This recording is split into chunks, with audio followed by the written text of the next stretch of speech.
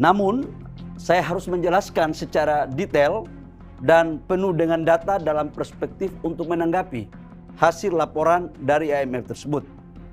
Yang pertama, IMF mengakui bahwa pertumbuhan kita di atas 5%.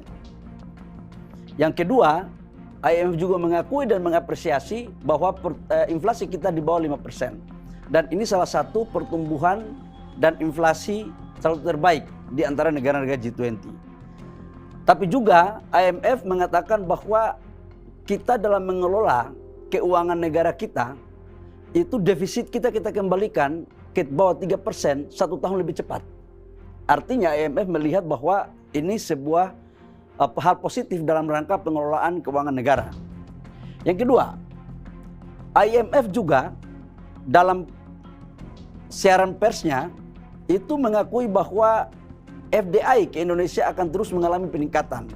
Dan di tahun 2023, dalam analisa IMF itu tumbuh sekitar 19%. Nah, yang ketiga nih masalahnya nih, standar ganda ini IMF ini. Yang ketiga, IMF mendukung tujuan hilirisasi untuk mendorong transformasi struktural dan penciptaan nilai tambah serta lapangan kerja.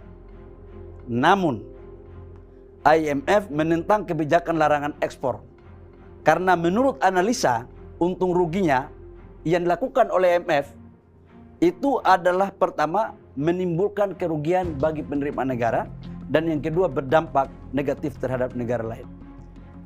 Saya ingin menjelaskan satu persatu terhadap sanggahan dari pemikiran IMF ini, bahwa pemikiran dia ini keliru besar.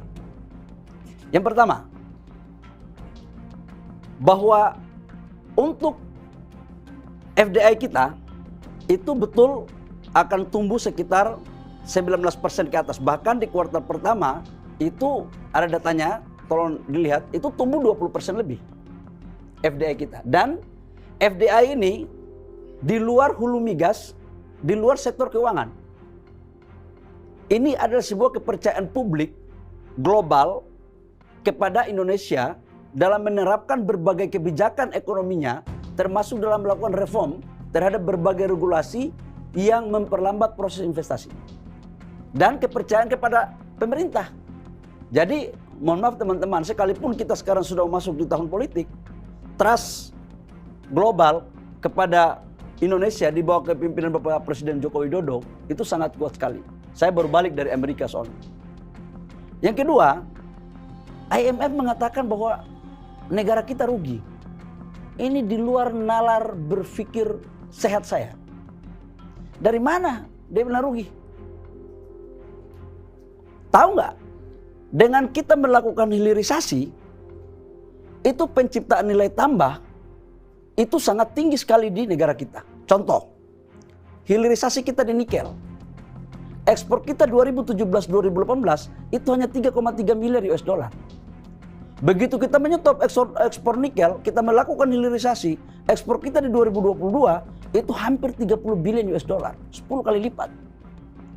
Teman-teman tahu nggak? 2016-2017 defisit neraca perdagangan kita dengan China itu 18 billion US dollar.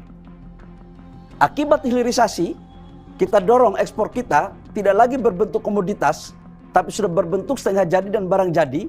Di tahun 2022, defisit neraca perdagangan kita dengan China itu hanya 1,5 billion US dollar. Dan di kuartal pertama di 2023 itu kita sudah surplus 1 billion US dollar. Ini biar teman-teman catat ini. Jadi IMF jangan dia ngomongnya ngaur-ngaur gitu. Yang kedua, dengan hasil hilirisasi ini surplus neraca perdagangan kita sudah sampai dengan 25 bulan sekarang ini. Dan neraca pembayaran kita juga mengalami perbaikan dan bahkan terjadi surplus. Ini akibat apa? Hilirisasi. Yang berikut, nilai tambah. Katanya pendapatan negara nggak dapat. Tahu nggak teman-teman? 2021-2022, alhamdulillah target pendapatan negara tercapai terus. Yang tahu pendapatan negara tercapai tambah atau tidak bukan IMF, kita pemerintah Republik Indonesia. Dan tidak hanya berbicara tentang pendapatan negara. Akibat hilirisasi, itu terjadi pemerataan pertumbuhan ekonomi di daerah-daerah. Terutama kepada daerah-daerah penghasil dari komoditas bahan baku. Kita ambil contoh, Maluku Utara. Dulu sebelum ada hilirisasi, kan ada Antam di situ. Antam mengambil bahan bakunya aja tanpa bangun smelter di sana. Pertumbuhan ekonominya di bawah pertumbuhan ekonomi nasional. Sekarang pertumbuhan ekonomi Maluku Utara di atas pertumbuhan ekonomi nasional. 19%, bahkan dalam tahun kemarin sampai dengan 27%. Lapangan pekerjaan tercipta. Di Sulawesi Tengah, di Sulawesi Tenggara, pertumbuhan ekonominya semua di atas pertumbuhan ekonomi nasional. 8%, 9%. Jadi sangatlah tidak rasional, bahkan saya mempertanyakan data IMF ini untuk kemudian mengatakan bahwa mengurangi pendapatan negara.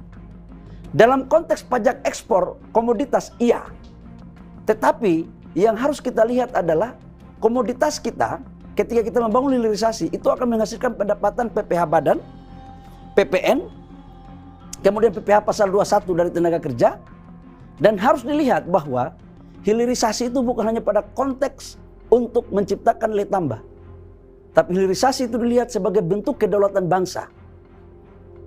Jadi kalau ada siapapun yang mencoba untuk mengatakan hilirisasi itu adalah sebuah tindakan yang merugikan negara, itu kita pertanyakan pemikiran ada apa di balik itu, termasuk kita dalam negeri.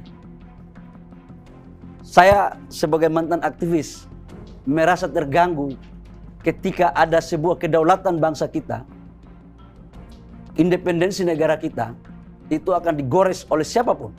Dan saya pikir ini harus kita lawan. Cara-cara seperti ini tidak lagi untuk kita tempatkan mereka di tempat yang baik di bangsa ini.